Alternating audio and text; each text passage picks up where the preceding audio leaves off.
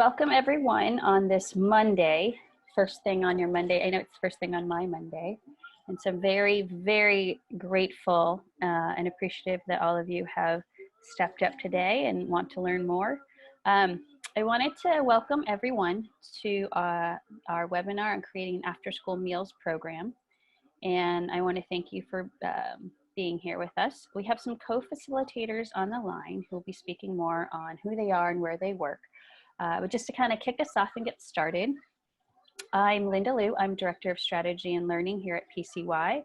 And today's webinar is brought to you by Partnership for Children and Youth, which is an advocacy and capacity building organization championing high quality learning opportunities for underserved youth in California, with an emphasis on after school, summer learning, and community schools.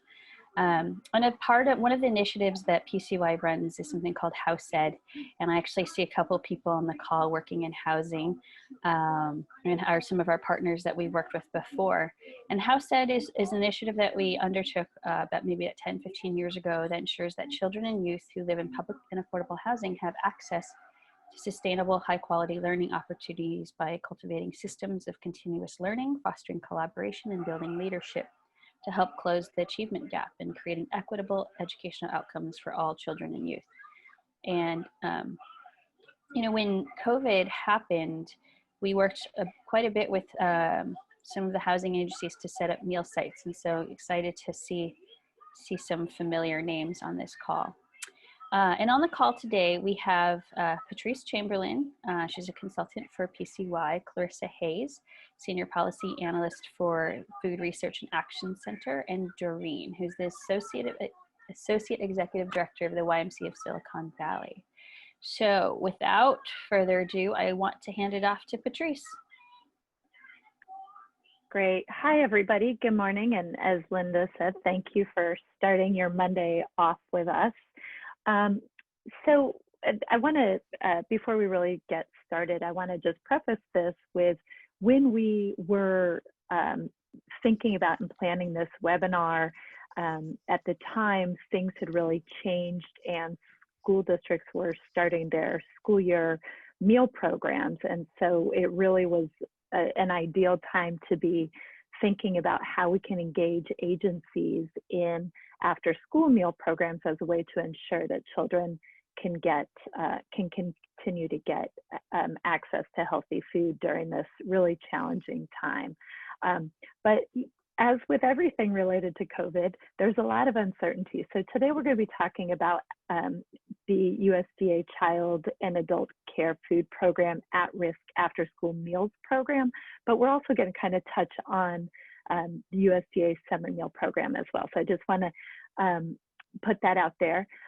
So I think that it is no mystery to any of you what is happening in our communities, both in California and across the nation, as it relates to hunger that has been exacerbated by COVID. And we know here in California, according to California Association of Food Banks, that hunger has increased by at least 113%. And we know in some areas that that is even greater. And I'm sure many of you are seeing it in your own communities where, food banks, the lines are exponentially longer.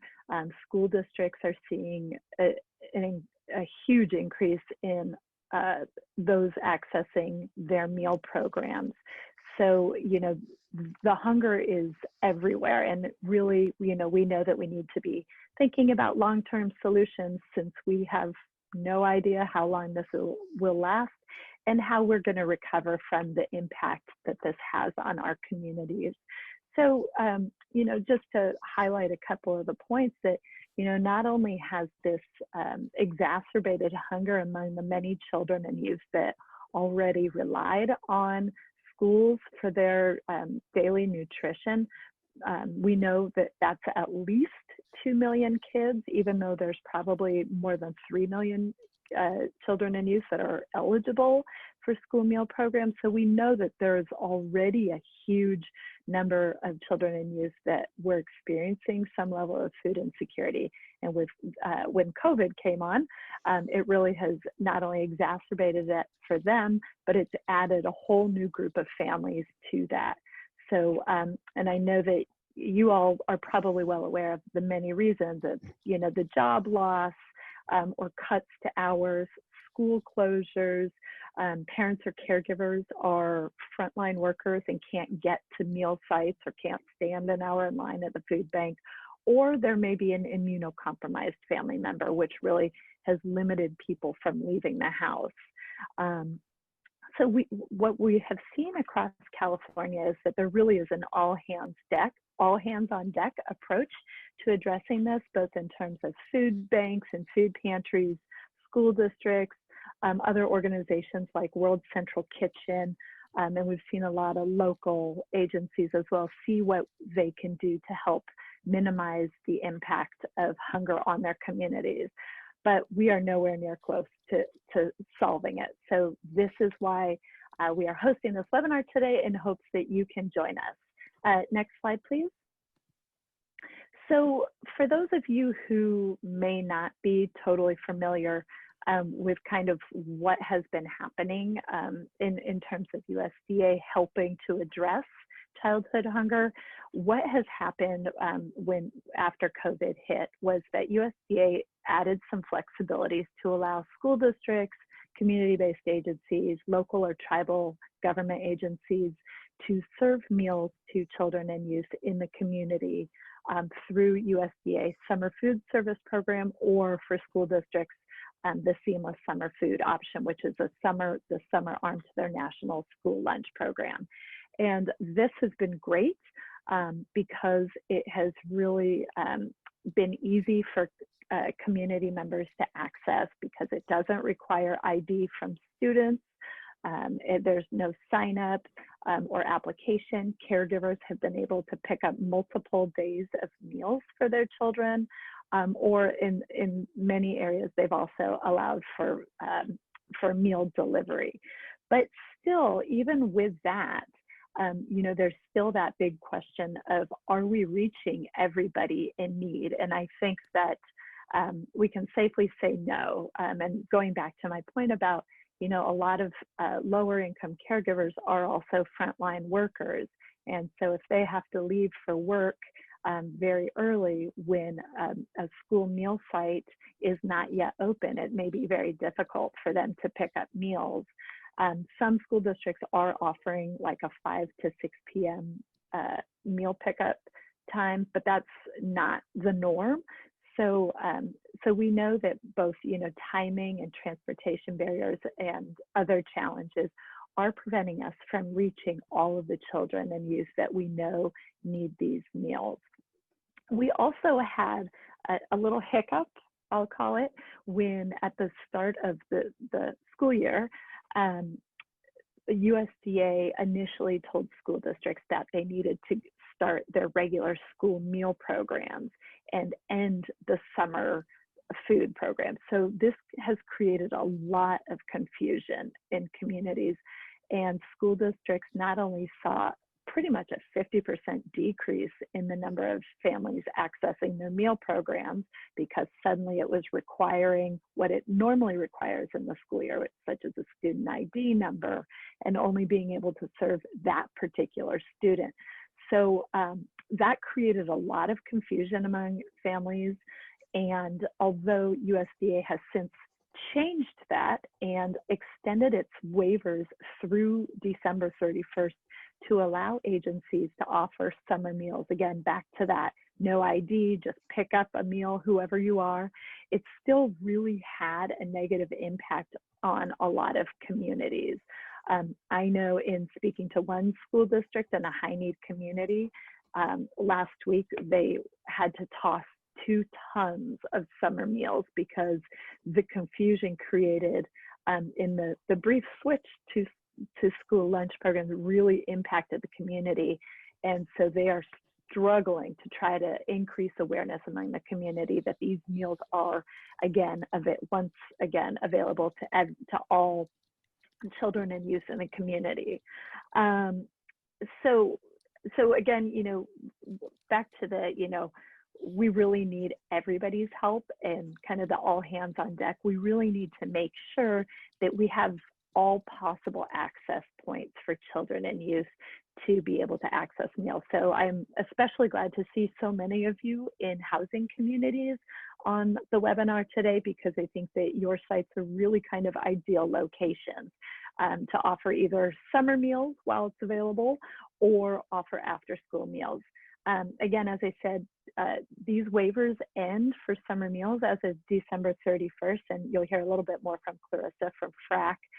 But at this point, we don't know what lies ahead for 2021. So we don't know if offering summer meals will be an option, or if we need to plan for after school meals as an option for 2021. So we hope that you'll consider both of those options. If you could move to the next slide. So yeah, thank you. So I'm going to pass it over to Clarissa Hayes from the Food Research and Action Center, which is a national anti-hunger organization who's really been on the front lines in advocating for meal access for all children, who's going to provide an overview of the Child and Adult Care Food Program At-Risk After-School Meals Program. Quite a mouthful.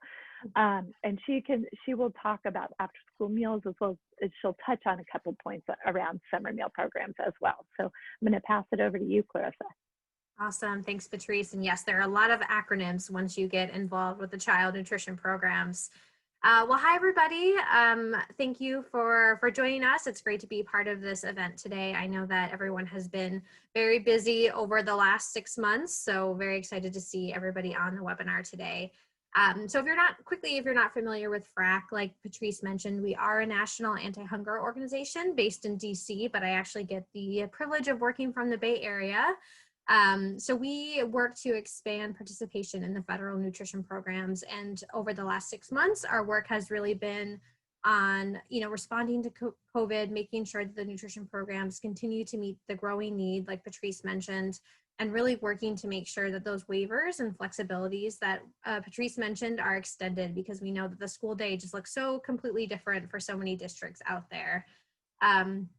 But even so, the after school meal program remains a really important opportunity to help fill that nutrition gap. And while we are kind of in this place where summer meals are extended, after school meals are definitely still an option, and many schools and programs can actually run both of those for the time being. So moving forward, I think a main priority should be to maximize participation in these really critical programs in whatever way you can. So I'll give a brief update of the waivers, the program, and then of course happy to answer any questions anyone has. So before I begin, I always like to kind of just set the scene for why these programs are important. I think the number one reason why these programs are so important is that the after school meal program does really help solve and combat hunger during the after school hours. Again, we know with school looking so different, after school programs also look very different, and those are the foundation for these meals. But these programs are still an option. We know that if kids are in school, sometimes they're eating lunch as early as 10:30, 11, and then going into an after school program. So making sure they do have that supper and the snack are really important. The other key piece to this that we always like to mention is that there is a reimbursement for every meal, for every supper and snack that are being served. And we know that with after school programs already having very stretched, tight budgets, having that additional reimbursement coming in and helping them to reallocate that funding that they were spending on meals to other things is really key to sustaining those programs. And I'll touch on the reimbursement for these programs in just a bit. The other piece that I want to touch on is just how flexible these programs are. So again, I'll get into, if you're a sponsor or a site, what that looks like. But the really important part of these programs is that they can change and adapt to fit your needs. So whether you're, a housing partner or a school site or a community program, these meals really can fit and tailor to what services you are providing after school or during the school day. And yeah, moving on, I would just say that this program is relatively new. It actually only became an option nationwide in 2010, and we've seen really great growth in this program since then, but there's still a lot of work to be done. We actually release a report every year on the participation levels in this program, and we found that in October 2018, we had about 21.8 million children who were receiving a lunch on an average day in October. And then only about 1.3 million children were receiving an after-school supper. So we know the program is growing, but there's still definitely room to expand the reach of it. All right, next slide, please. Great. So just kind of going through the program. So when we talk about the after-school nutrition programs, there are actually two different options. So the one that we're talking about today is run through the Child and Adult Care Food Programs, so CACFP. And through that program, you can provide a supper and a snack after school when the school day ends. The other program is the National School Lunch Program, and snacks have been available through that for many years.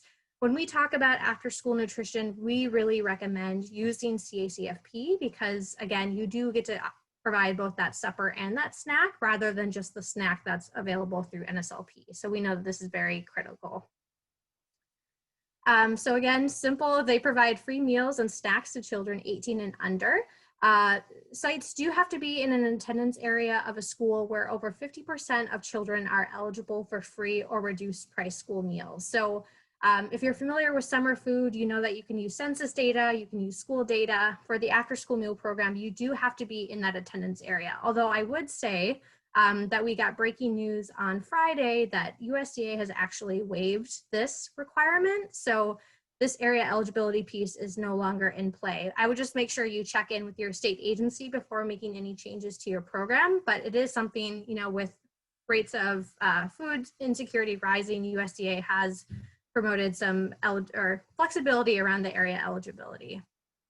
And then the other piece to this program is that usually there is a after school activity or an enrichment component that's required in order to participate. That still is an option. In the spring when COVID hit, USDA did waive this requirement. So programs could serve meals without having any kind of after school activity happening. That has not been waived yet, but USDA has issued some flexibility around this. So instead, of course, of having kids come to a site and eat on site and do an activity, those activities can actually be virtual or they can be sent home with kids. So there's not that same on-site requirement for this like there used to be. Next slide. Great. All right, and because I'm a very visual person, I did want to kind of show you how the program operates. So what we have is USDA is at the top and they fund this program. So they provide the funding and the administration of these programs. In each state, there is a state agency that administers them. So it's usually the Department of Education, although it can be the Department of Agriculture. I know there are many California groups here on the webinar today. So in California, it is the California Department of Education. So if you run school meals, they help you there. Summer food and CACFP, they are your go-to and will answer the questions that you have and help you with the training. From there are the sponsors. So sponsors are the organizations that enter into the agreement with the state agency to run the program. So they do the application, they receive the reimbursement for every meal served, they work out the food logistics, they really are on the front line of running the program. So for CACFP after school meals, it can be a government agency, a school district, or a nonprofit that can sponsor the program. So we actually recommend if you are new to the program and if you have a community site, we actually recommend that you come in as a site first in this program, and that's the option that's underneath here. So sites are the physical locations where children receive meals during the after school hours. So again, very flexible. It can be schools, parks, rec centers, housing complexes, YMCAs. This is just the location where kids are going to either participate in the programs or to receive those meals as we know it's happening right now. So again, if you are relatively new to the child nutrition programs, sometimes it is easier to operate as a site underneath another sponsor. You're still able to provide those meals. You just don't have to do as much of the administrative work. And then of course, children are the ones that benefit from these programs. Next slide. Great.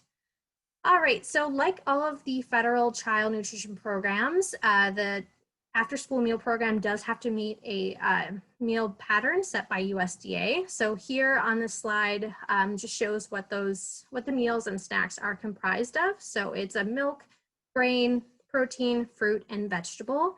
And then depending on whether you serve a supper or a snack, the different components will look different. So for supper, you have to serve 5 components, and they are 4 of the components listed above, and then a different serving of a fruit or vegetable. They can't be the same. And then for snack, it has to be 2 of the 4 components listed above. So what we see often is that many sites that are maybe serving a snack will move over to a supper because it really is taking that snack and just adding 3 components, and you get such a higher reimbursement, which is detailed actually on this slide. So of course, you know, the CACFP At-Risk Afterschool Meal Program is the focus of today, but I did want to show just the difference in reimbursement. So if there are any schools on the line today, just showing the range in reimbursement. So for an after-school supper served, for every supper served, you get $3.51 in reimbursement to cover that cost. And then for a snack, you get 96 cents. And I would say that for the most part, most sponsors are able to easily make this reimbursement work to cover the cost of a supper. This is one of the highest reimbursements in the child nutrition programs. So it really usually can cover the cost of the meals. And then for NSLP snacks, again, this is only an option for schools or any sites that are under schools, but the reimbursement here, as you can see, is based off the student eligibility for either free, reduced price, or paid meals, and I have those listed here. All right. So I did want to spend some time, like Patrice mentioned, talking about what has changed for this school year, because like I mentioned earlier, the school day looks different with virtual and hybrid and remote learning, and we know that after school programs are also looking different. So USDA has extended several key waivers and flexibilities. It's kind of a puzzle piece of all the different parts that are moving, so I wanted to walk through these. So the main one, and one that we have been pushing for, is for summer food operations to be extended. And we push for this because in the spring when schools closed, that was the option. And most schools and community sponsors moved over to summer food. And it was really beneficial because it has the higher reimbursement. It's easier to operate. More sites and communities are eligible. So since things are relatively the same as they were in the spring, it has been a push on the local and state and national level to get summer food extended. So that is extended through December 31st, 2020, like Patrice mentioned. So the thing here is that a school and a community program could do summer food and CACFP at the same time. So you could do a breakfast and a lunch through summer food, and then a supper and a snack through CACFP. I would just add here that with this, schools are getting the priority for service for summer food. So I would just, before you make any changes to your program, I would make sure to check in with the state agency or your sponsor to make sure that you are serving the correct meals.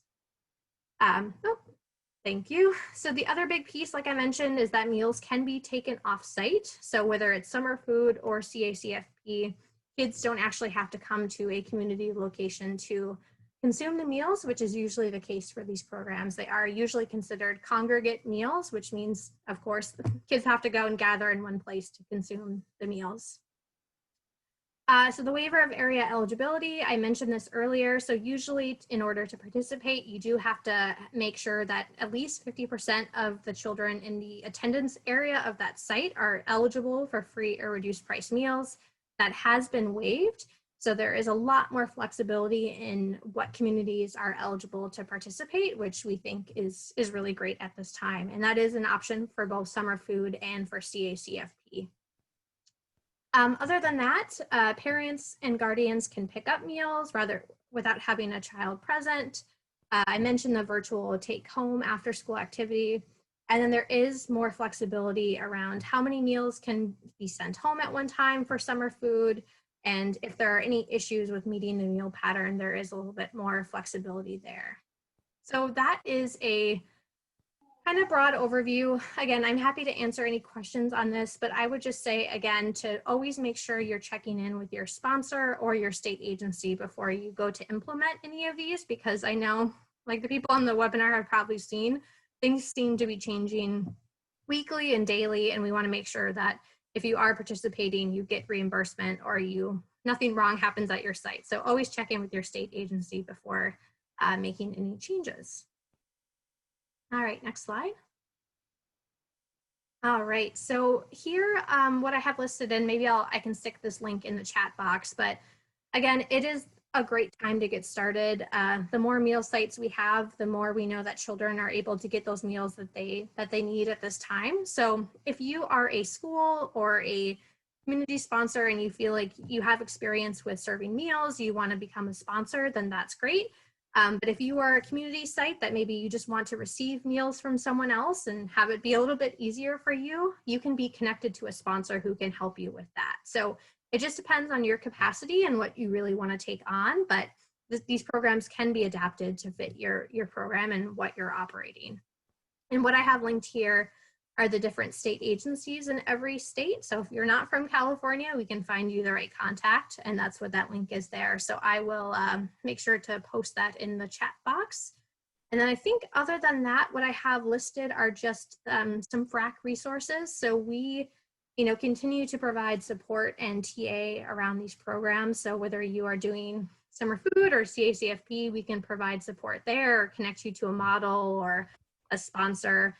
We do monthly webinars, and we have a bunch of different guides and resources. So free to check out our website at frac.org.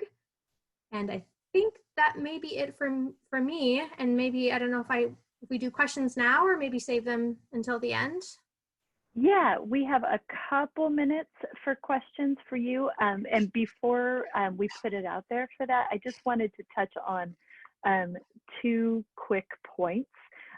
For those of you who are school districts that have not operated CACFP after school meals, or who did so in normal times, where you only operated after school meals at on campus after school sites, this is a real opportunity, because I know for school districts, a lot of times the issue has been the labor piece, in that it's been challenging with when school nutrition staff were working, and it was difficult to be able to make those meals and get them off site to a community site. But given one of the hidden blessings of the pandemic is that that this may be a way to do after school meals, get more reimbursements for your school nutrition programs, and be able to get those after school meals out to community sites. And the other point I just wanted to quickly highlight was Clarissa's point about the enrichment and learning piece. One of Partnership for Children and Youth core focus has been on the learning, and we really have to make sure that kids still have access both to nutrition and learning and enrichment outside of. Oh, okay. I can do that. So feel free at this point, if you want to put some questions in the chat box for Clarissa. We can take just a few questions before we move on to our next speaker, Doreen. So go ahead and type any quick questions, otherwise, and we'll give that a minute or two, and then we'll move on to Doreen.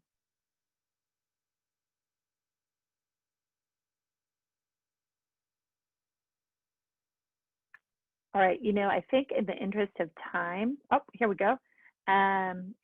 We are a nonprofit that has a respite center for seniors, and we just opened a distant learning center for children and families that are struggling with the at-home school. That's really fantastic. It sounds like after school meals or summer meals, while we have access to them, would probably be a great opportunity for you, especially as far as combining the learning and the nutrition piece, because as we all know, hungry kids have a harder time learning. It affects focus and concentration, behavior, and ability to really concentrate, which with the number of hours that kids are spending on Zoom and other types of distance learning without that human interaction concentration already can be a bit of a challenge. So making sure that kids are nourished is really a great opportunity to support their development. I'm going to go ahead and pass it on to Doreen, our next speaker. If you want to move to the next slide, Stephen. And then as the questions come in, we can kind of respond to them in the chat box. But then after Doreen's presentation, we'll have an opportunity to have a more in-depth discussion about what's happening in your community and how we can help support that. So with that, I'm going to pass it on to Doreen Hassan, who is the Associate Executive Director of YMCA of Silicon Valley. And I will add that she and the YMCA are pros at operating this program in normal times and pandemic times. And she's going to provide a glance at, really what this looks like in practice. We've given you all a ton of acronyms, but Doreen can really give you a snapshot of what it looks like in practice and why it's really pretty amazing opportunities. So Doreen, you are on. Thanks, Patrice, so much, and thank you everyone for being here today. I want to share that we've been a meal program sponsor for the last 11 years, and it is just such a rewarding experience and such a joy to know that we are providing a foundational resource for families to really thrive. Just as Patrice and Clarissa shared, you have to have your basic needs met before you can even learn or close the achievement gap, as Linda shared earlier. So what does this look like in action? I have some fun photos. Go back to the previous slide. I'm just going to talk about pictures and talk about our experience and what this looks like. So the greatest part is that we don't have to make the food. We work with a wonderful vendor, Revolution Foods. And so in our site applications, those of you who are interested, I know Tara talked about the many housing units that she has. You would either get someone to sponsor you, or you become your own sponsor and you have a site application and you identify who your vendor is. You provide training. The training is very basic, and I like to talk about food programs as a story. So you get your site application approved. What that means is you have a vendor, you have times when food is going to come. When the food comes, you have someone receive it, you keep everything food safe, and then the magic happens. You have your delivery time. So we have Melissa here. She puts the meals on a cart, puts up the required postings, and in her community, it was a walk-up service, drive-up walk-up service. So she has it on a cart and provides it for the families. You can do this in the housing.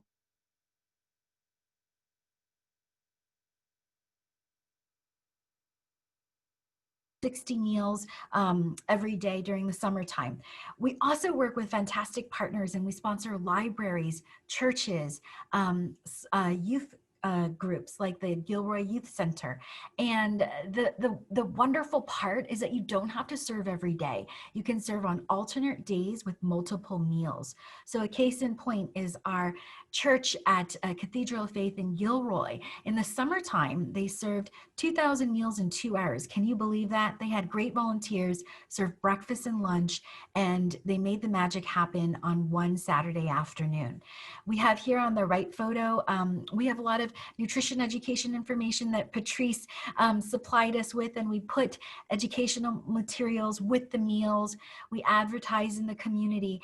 And what's most critical about what this looks like, the most important piece of paperwork is your point of service. So you literally check off the meals as they're being received and sign off on that. So food comes to you, you serve it, and then with the paperwork, you tabulate your total meal counts, and that's what you use for reimbursement. The best part is that SFSP is at a higher reimbursement rate, and you can utilize that till the December 31st, and you get to keep 15% for administrative costs. So for those of you who are economically struggling, this is a way to keep staff employed as well. And oh, Revolution Foods, yes, we like you. I see James, a shout out. I love working with them. They're very efficient, on-time deliveries, great food, chef created, kid tested, kid inspired meals.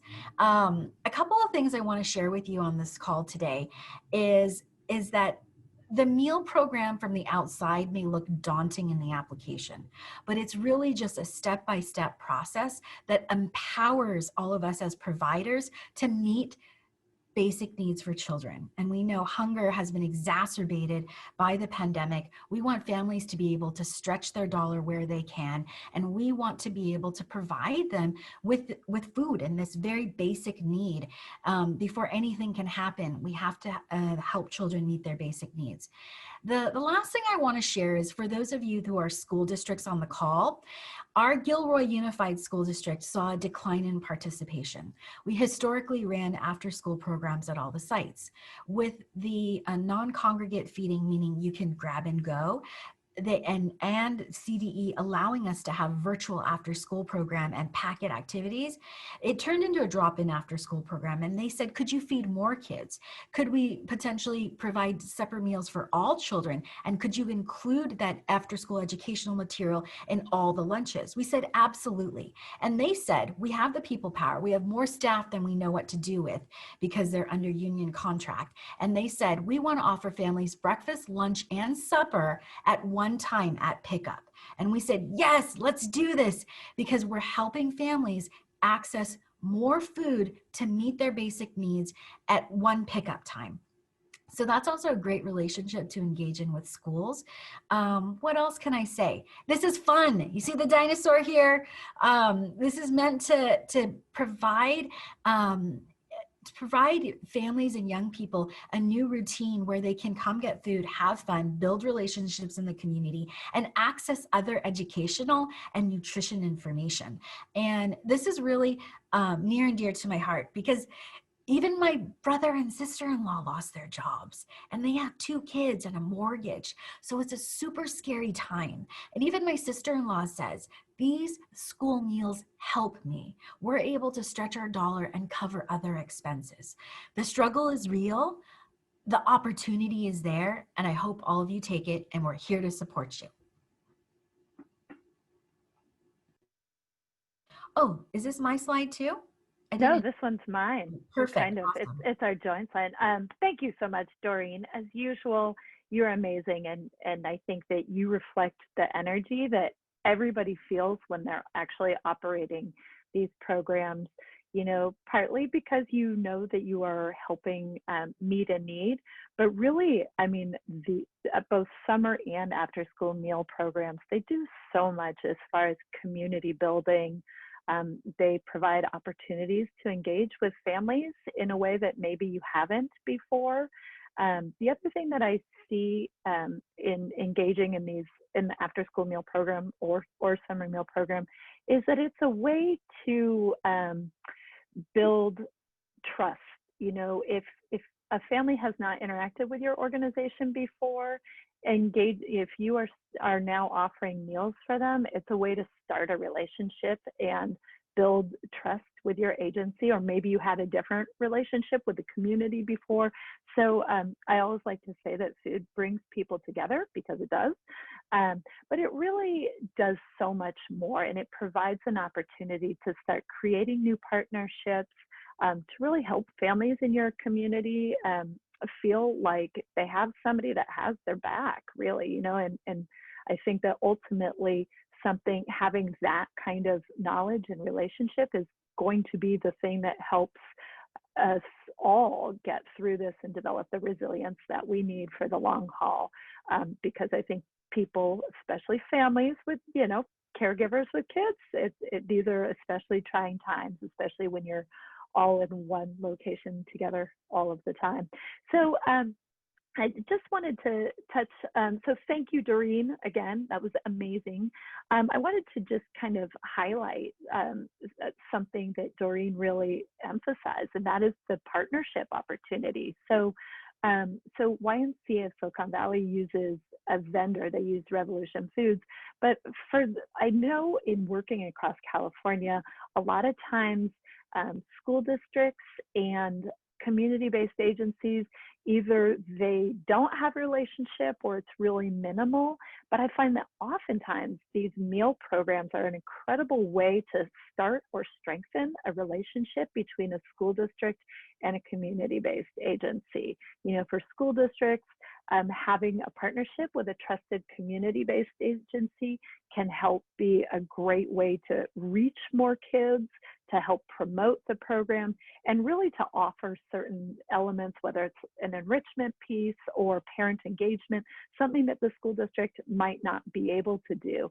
And likewise, you know, for a community-based agency, they may not all have capacity to become their own sponsor or work with a vendor, but having access to a school district that already has the infrastructure to provide meals is pretty incredible. And there are ways to just really grow those relationships in terms of both learning and nutrition.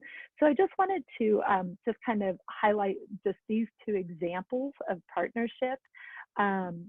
You know, our health departments are doing nutrition ed in normal times, but right now they don't have any opportunities to do that. So even just getting involved as a meal site and just establishing a simple partnership with your local health department or other agency to do nutrition education can be a way to provide some enrichment to kids, as well as really promote nutrition. One of the things about the child nutrition programs is that they are a way to get children to try new foods. There are nutrition requirements, so you know that these meals are healthy. And it was funny to see the East Palo Alto Library in Doreen's slide, because interestingly, the East Palo Alto Library sits right next to a McDonald's. So with the meals, the healthy meals provided at the library, families can skip going to McDonald's and actually get a free healthy meal along with some enrichment pieces at the library next door, as well as access whatever library programs are available virtually. So just wanted to highlight that and really promote that this isn't just food that these meal programs are handing out. They're giving out healthy food. And even in challenging times, we really can't ignore the importance of making sure that we are offering children nutritionally valuable food as a means to prevent, to decrease risk of obesity and subsequent potential chronic disease such as diabetes, as well as just kind of help maintain, you know, mood and emotional balance. Particularly if your agency is serving very young children that are not yet in preschool and not in kindergarten, that is a group I'm particularly concerned about, because if they're not in any childcare setting, are we really making sure that they have access to learning and those things that will help them develop the skills that they're going to need to be ready for kindergarten? So with that, let's see what our next, you want to pass it on to the next slide? All right, so I'd love to, you know, so we'll talk about next steps, and I'll move into that in just a second, but I would love to hear from some of you. If you want to type in the chat box, you know, what are the big issues facing the families that your agency serves right now? So if you want to type, if any of you want to volunteer some of that, it would be really helpful. I imagine that hunger is playing a big piece of the challenges that families are struggling with, or you wouldn't be on this webinar. But if you could share with the group in the chat box some of the challenges that you're facing, we'd love to hear those. I imagine many of you are also have families experiencing tech difficulties or access to technology. So again, meal programs are a way that we can still provide good old-fashioned written materials to keep kids learning. So if anybody wants to volunteer some challenges or issues, we'd love to hear them. It looks like hunger, finding childcare for working parents, and technology apps. So yeah, so those are, thank you, Tara, for that. That is what we're hearing across the state. So, you know, these meal programs can be, while we can't necessarily address the childcare piece, we can at least help address some of those aspects that childcare often provides, such as the nutrition and the enrichment of skill development and learning and literacy support. Certainly partnering with your local library to do a meal program with some literacy and technology support can be really invaluable. And I'm going to move on to the next step slides, but please do feel free to continue typing in the challenges because I'd love to talk about those some more. Next slide, Stephen. All right, so next step. So Tara, you asked how Jamboree could move forward in getting set up as a site. So I think that the majority of the people that registered for the webinar in California are located in California. So I wanted to make sure that we had some California specific information in here.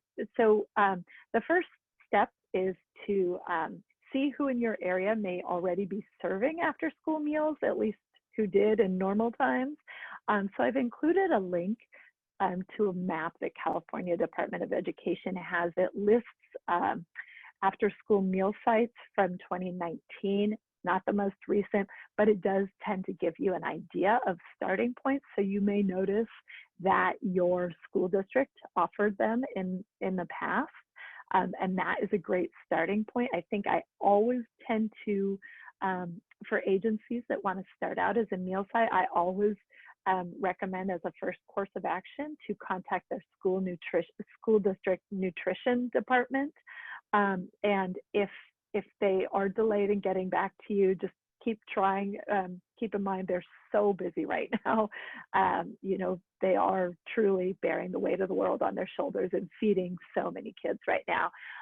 So I would definitely encourage you to start with looking at this map, see if there's anybody in this area that you might already be able to partner with, or contact your school district as a starting point. If you don't see anybody on there or your school district can't support you in becoming a site, I would reach out to California Department of Education and we will provide a link. I'll provide a link in the chat as well to kind of the contacts at CDE, and they can either get you set up as a sponsor or help find somebody in your area that might be able to help you. Consider what partners in the community you might engage. So I imagine that many of you have this whole time been thinking, oh my gosh, I'd love to do this, but we just don't have the staffing. But guess what? That's when your community partners come in. There are so many ways to make this program work, knowing that everybody has staffing limitations, and whether it is high school volunteers, especially now they may need some service learning hours, and even in COVID times, you know, meal sites are set up. You know, anybody that's worked with any kind of USDA child nutrition programs didn't need a pandemic to already be super meticulous about food handling safety and staff safety. So so everybody is a veteran as far as making sure that these are safe places for volunteers to help distribute meals or other agencies. Sometimes a school district might be able to send a staff person to distribute the meals. Again, it's, you know, location specific. But again, start thinking about what partners you can engage to help promote a meal program, to help with those learning enrichment pieces. If you keep in mind how many agencies, especially city and county agencies, you know, they have very little way to connect with the community right now. So I bet that you will find a lot of willing partners, as well as other nonprofits that have resources to share with a community, or a medical clinic that wants to get the word out about their resources for, you know, chronic disease management or COVID testing. So there are a lot of partners that you can engage as far as doing that learning and enrichment piece. And that's true whether it's an after school meals program where that learning and enrichment piece is required, or a summer meal program where it's not required, but you should do it anyway because we should always do as much as we can for the community.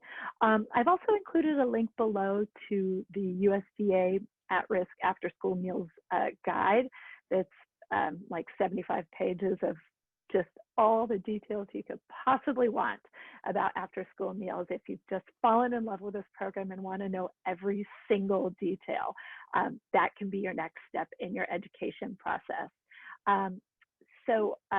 I also wanted to put it out there that we here at Partnership for Children and Youth are here specifically to offer free technical assistance to anybody that wants it. So please reach out. Stephen, would you mind going to the next slide? So please feel free to reach out to Linda and myself, and we are happy to help you in whatever way to get you connected to partners, or to help you think through what this would look like specifically at your site. So please use us, and I definitely would encourage you also to check out all of the resources that FRAC offers, their webinars, and Clarissa and Doreen are great resources. And you can also get a lot of information from the Partnership for Children and Youth website as far as thinking about how you can make sure that the enrichment that you're offering is high quality. So Linda, do you want to add anything else, or do we want to see if anyone has more questions? Yeah, we have a couple of minutes left, and I really want, if anyone has any questions, to definitely put it in the chat. And even, at this point, as we're sort of wrapping up, if you want to jump in and unmute yourself to ask any questions. I do really want to emphasize that this is just, that we, Patrice and I are offering technical assistance around this, and that, like free help. I mean, reach out to us. You have so many resources. It can be very overwhelming, and we're really here to provide guidance around that. And this was just a sort of a brief look at the things that others have accomplished, the ways that they've utilized the resources and technical assistance that is around.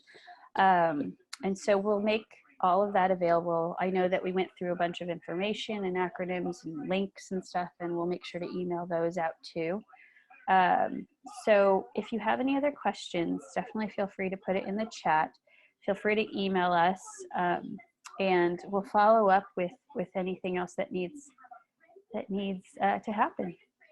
And so I'll just give it another minute or so. We'll stay on the line if you want to sort of chat afterwards. I see one question around reimbursement from Callie. It is only, I missed this, but for reimbursements, is it only the sponsor that receives that and not the distribution community site? That's a great question. Thanks for asking that, Callie. So yes, the reimbursement goes to the sponsor. And the one thing that I should clarify is that if you are a site, there's no money involved for you. You don't need to pay for anything. So it's really a great deal in that as a site, there's no money moving anywhere. So the sponsor takes care of buying the meals, and then they get reimbursed for them. So I think that is what is such a great feature of being a meal site, is that there really is no financial element involved, because I know that can often create a lot of extra hurdles for people and agencies.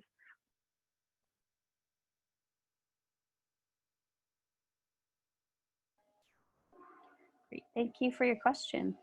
Does anyone else have any other questions before we wrap up? Feel free to put them in the chat. Feel free to email us. Otherwise, I will want to first of all thank Doreen. The enthusiasm is awesome. I want to thank Clarissa too. Has been such a good partner and just has so much valuable information at FRAC. And I want to thank Patrice for all of your wisdom and guidance and volunteer hours and useful information that you have. So I think we're just going to wrap this up. Feel free to email us, and thank you again, everyone, for hopping on the call today. I hope you have a fantastic Monday. Stay healthy, stay safe, and thank you all for joining. Bye.